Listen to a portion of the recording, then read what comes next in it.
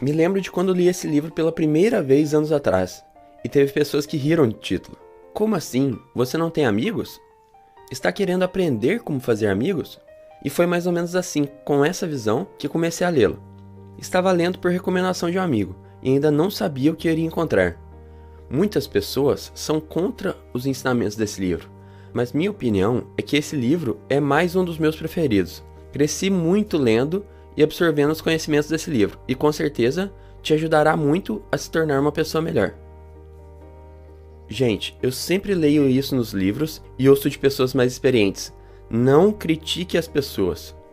Com um bom ouvidor de críticas e um bom cabeça dura, eu realmente acreditava que isso não fazia sentido e que uma crítica, quando fosse construtiva, seria bem-vinda.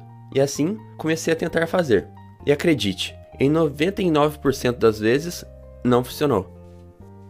Teve um dia que estava tentando aplicar o conceito de reciclagem em casa, mas no começo eu era o único que tinha consciência de fazer isso. Fomos todos criados sem esse hábito, mas tudo tem um começo e foi assim que começou.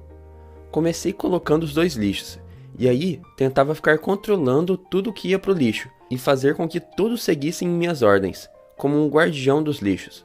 Mas, invariavelmente, quando eu voltava para casa depois de muito tempo fora, ficava triste em ver todo o lixo misturado. Tentava até achar quem havia feito isso para ensinar, mas nunca dava certo. E aí, tentei uma abordagem diferente. Toda vez que alguém colocasse o lixo no lugar certo, eu buscava fazer um elogio e de reafirmar o porquê ele devia ou não ir para os recicláveis. Assim, conseguiria elogiar a pessoa e indiretamente ensinar para quem ainda não estava fazendo dessa forma. Isso, copo plástico usado é no reciclável. O resultado: toda minha família hoje separa o lixo corretamente e ainda está passando a ideia para outras pessoas. Mas então por que a crítica não funciona? Primeiro, porque coloca a pessoa na defensiva, fazendo com que se esforce para se justificar. E segundo, porque fere o orgulho e a importância da pessoa. E o resultado, por várias vezes, é o pior possível: o ressentimento de quem você quer ver melhor. Eu peço que todos comecem a perceber isso. É incrível como isso tudo é verdade. Um dos conselhos mais sábios que já recebi foi esse: se você quer mesmo consertar alguém, comece consertando você. E como? Ao invés de condenar as pessoas pelos seus atos, comece a compreendê-las. Procure descobrir o porquê elas fazem isso. Essa pequena mudança de atitude te transforma. Você passará de uma pessoa crítica e rude para uma que gera simpatia, tolerância e bondade. Princípio número 1. Não critique, não condene e não se queixe.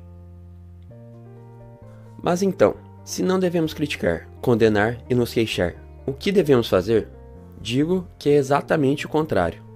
Diz a história que uma mulher chegou a seu marido dizendo que queria uma lista com 6 coisas que ela poderia fazer para ser uma esposa mais eficiente. E ele disse: vou pensar nisso e amanhã te respondo, ok? Na manhã seguinte, ele se levantou bem cedo, ligou na floricultura para que entregasse à sua mulher exatamente 6 rosas vermelhas, acompanhada com um cartão dizendo: não consigo me lembrar de 6 coisas em que você poderia mudar. Te amo do jeito que é. O que acho legal dessa história é que, como em todo casamento, eles sabiam que tanto ele quanto ela podiam fazer uma lista bem maior que essa. Mas em vez disso, ele resolveu mostrar carinho e elogiá-la. Ele poderia ter feito a lista? Sim. Ela poderia ter mudado para melhor depois disso? Talvez. Mas então, o que ele conseguiu com as flores? Ele conseguiu demonstrar seu amor e ter uma mulher muito mais feliz em casa, o que pode acabar indiretamente influenciando muito mais do que uma lista de 6 defeitos. Qual é a lição de moral aqui? Devemos parar de pensar assim: o que quero, o que eu gosto, no que eu sou bom, e devemos começar a olhar o mundo com outros olhos e começar a vê-lo diferente. O que os outros querem, o que os outros gostam e no que os outros são bons. Isso começa gerando empatia e termina no honesto e sincero elogio. Princípio número 2. Faça um elogio honesto e sincero. Todos os verões eu saio para pescar num rio perto de casa. Pessoalmente, sou apaixonado por sorvete de morango, mas sei que, por alguma estranha razão, os peixes gostam mais de minhocas. Por isso, quando vou pescar, não penso no que eu gosto, mas sim no que os peixes gostam. Tive que ficar um bom tempo longe da minha mãe. E aí, quando voltei, ela queria fazer algo bem gostoso para comemorar minha volta. e me perguntou o que eu queria comer. Fiz uma listinha de coisas que queria, como estrogonofe, meu pavê de maracujá e todas as outras coisas que eu sentia falta. E aí, ela incrédula perguntou: "E feijoada? Você vai querer também, né?" No que eu disse: "Não precisa, mãe, não ligo muito pra feijoada", deixando ela um pouco desanimada. Agora me responda a pergunta de R$1 milhão. Qual é o prato preferido da minha mãe? O que quero mostrar com essas histórias é que a maioria das pessoas só olham para si e não conseguem perceber o enorme mundo ao seu redor. Se alguém desinteressadamente procura entender os outros e ser útil, já desfruta enormes vantagens. Aquele que conseguir isso terá um mundo ao seu lado. Princípio número 3. Desperte na outra pessoa um ardente desejo. E agora, recapitulando rapidinho os primeiros 3 princípios. Primeiro, não critique, não condene, não se queixe. Segundo, faça um elogio honesto e sincero.